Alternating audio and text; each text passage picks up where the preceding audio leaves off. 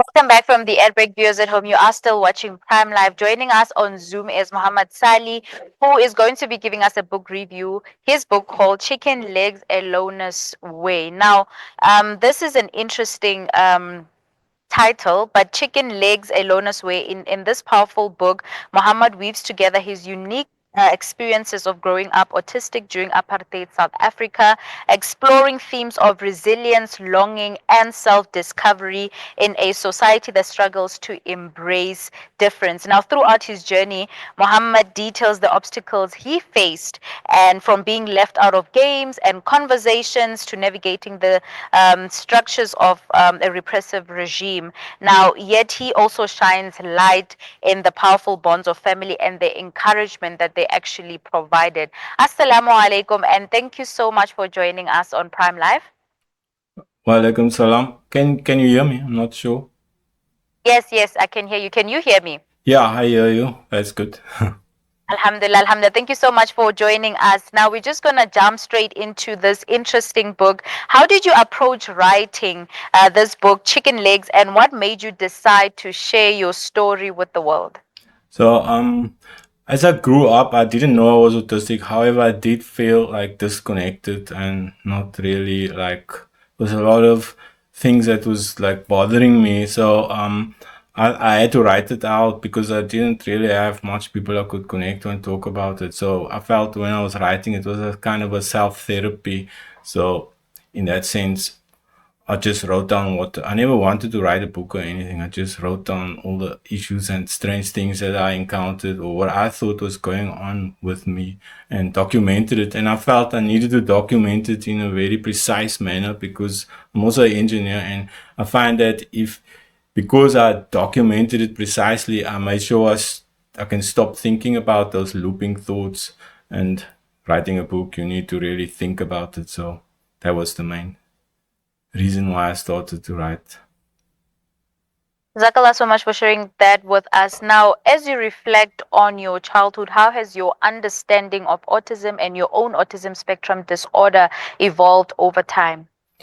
Yeah, that's an interesting question because, as you know, uh, I I grew up and I didn't know, and in our community, being like a colored guy, uh, we didn't have like a lot of money or access to information, so I didn't know I was autistic. And I find now, uh, as I go along, I notice it's quite similar now that mostly the people who have access to medical and stuff like that, they can get diagnosed. So it's quite a difficult thing because most people in my community and even like family and that they don't really like accept this kind of diagnosis because I'm not that extreme and I can do things. So now I find that that's mostly the problem now is to kind of convince my people that I was autistic and all the time. And I think it's also now I notice also in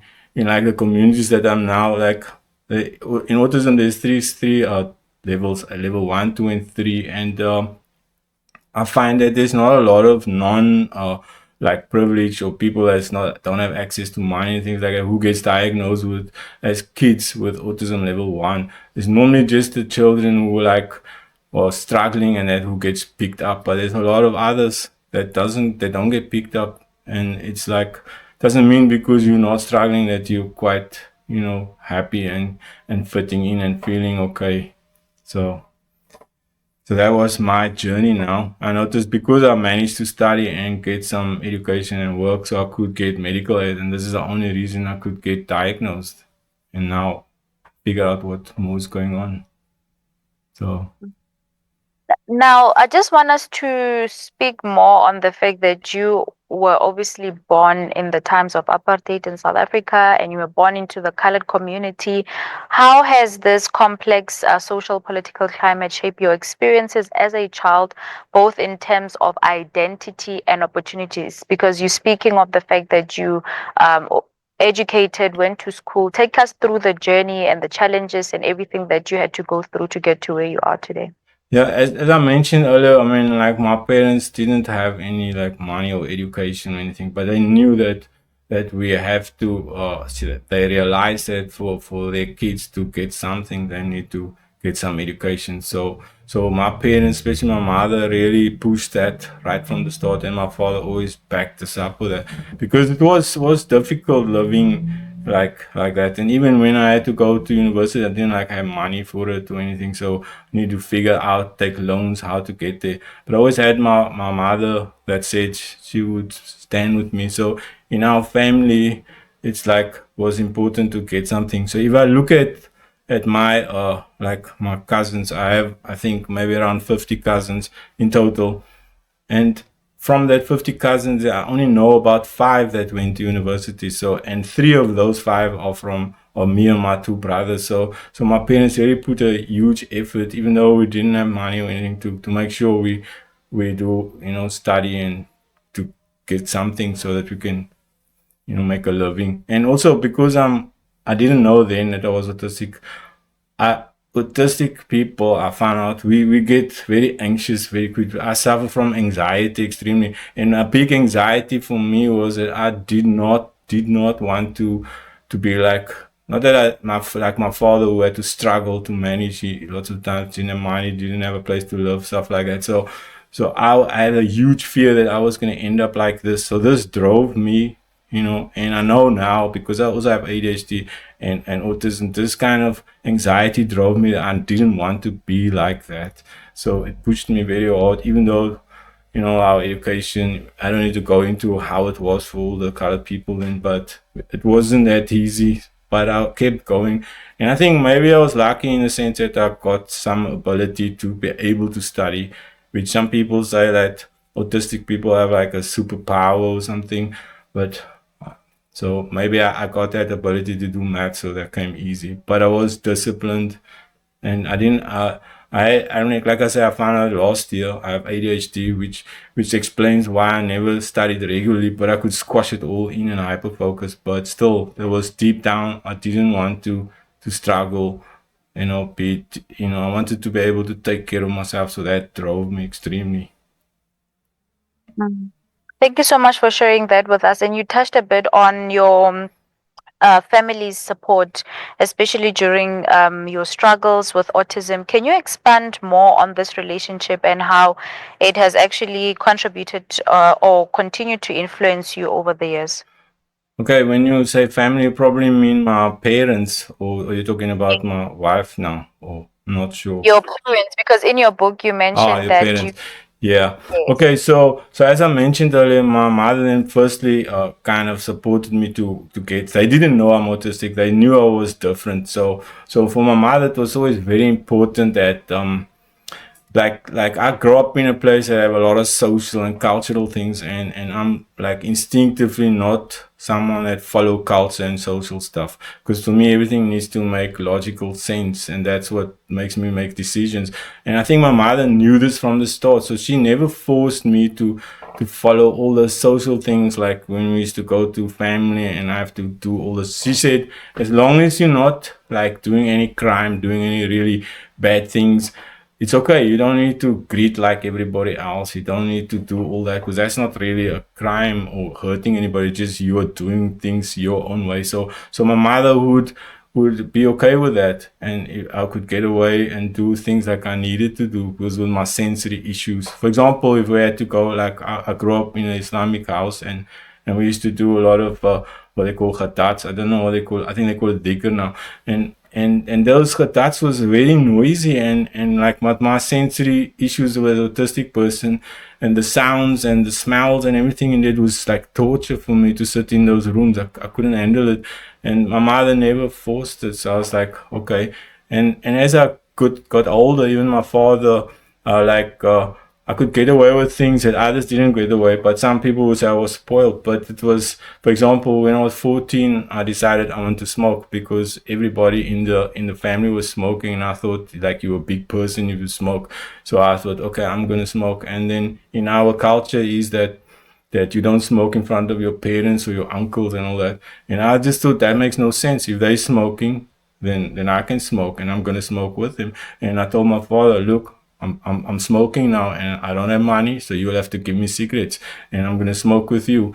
And and it was okay with him. He used to smoke with me. We used to smoke, like, we used to hide from the family that me and him were smoking together. And when some uncles or other people, even my brothers, came around, then we would just like hide it, like me and my father, like our secret. But he would give me this the secret. So in this sense, like, they make sure I do like my studies and do like not the like crimes or bad things like this, because then I was disciplined for that stuff. But all the rest, that's just social, like the smoking or greeting or sitting in, that was okay. They didn't force me to do that. I mean, that's so beautiful, and it's such a blessing, and that you had such a supportive family throughout your journey and your life. So may Allah continue rewarding them for that. Now, we also know that teaching martial arts, tutoring mathematics are also your hobbies. How did you develop these passions, and do you feel that they've helped you to cope with or channel your autistic traits in positive ways?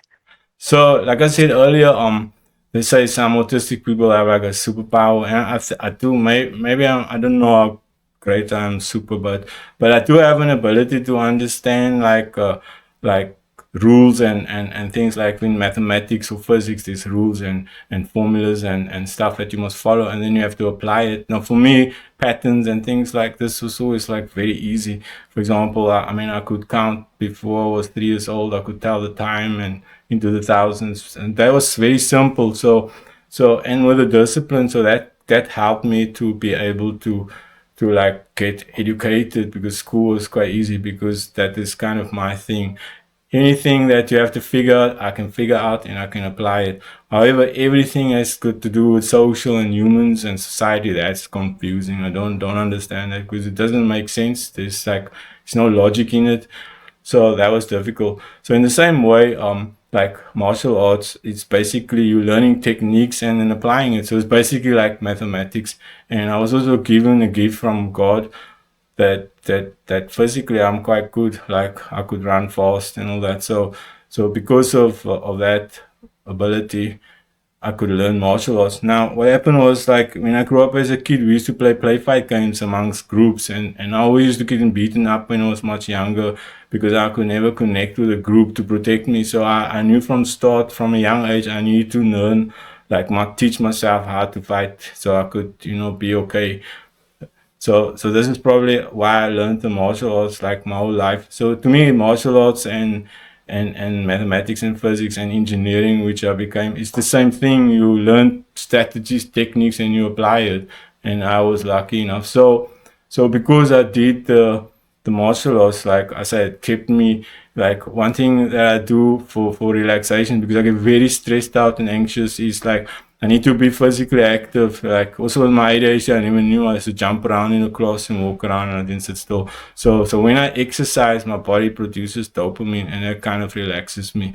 So for the martial arts would give me that relaxation and nice feeling. So I got really into it. I became like the fourth South African who had a Brazilian Jiu-Jitsu black belt. So, and I coached that for a long time. And in the same way, because of my mathematics and physics, I could become an engineer, and I could work, and I could make a decent living. And that was important for me. So yeah, so I think my parents, I can thank for that, for giving me the discipline, and God for giving me that abilities. And I think I did. It wasn't easy. It was a lot of effort, but I just continued. And I think that's the autism that keeps me going. Like, I just have to do it, because I'm very scared to be, like, stability is the most important for me in my life. I'm very scared that I will become, like, needy of people, and I know I don't connect with people, and there's not going to be anybody who's going to want to take care of me, so I had to take care of myself. Thank you so much for sharing that with us. Now, given your life experiences, and I mean, what are your hopes for the future? Be um, in terms of inclusivity in South Africa and beyond, especially for people that are on the autism spectrum. You see, I think even now autism is like an information issue, and if you don't have access to information, you don't get recognized. So like just to get a diagnosis, you need information, you need money for that because it's very expensive. So I find like in the autistic communities that I'm in, most of the people that's adults that get diagnosed are the previous privileged white people. There's not non-whites, there are very few of them. So I hope that awareness comes so more people can know this, because especially in those communities people don't understand what autism is. They think it's Rain Man, but it's not exactly Rain Man. So I just hope people will start to understand that it's we're a little bit different, but we also part of the society and can do things, you know. So I hope that can come. Inshallah. Jazakallah so much, Muhammad, for joining us, for sharing your journey as an author, but also just as someone who's living or grew up also with autism. Thank you so much for your time and for sharing your insight. Thank you for being here. Yeah. Allah so much. Viewers at home, that was an amazing interview that I just had with Muhammad Sali. We spoke on his book called Chicken Legs, A Loner's Way, and also just his journey with living with autism and the support that he has gotten from his family also during this time.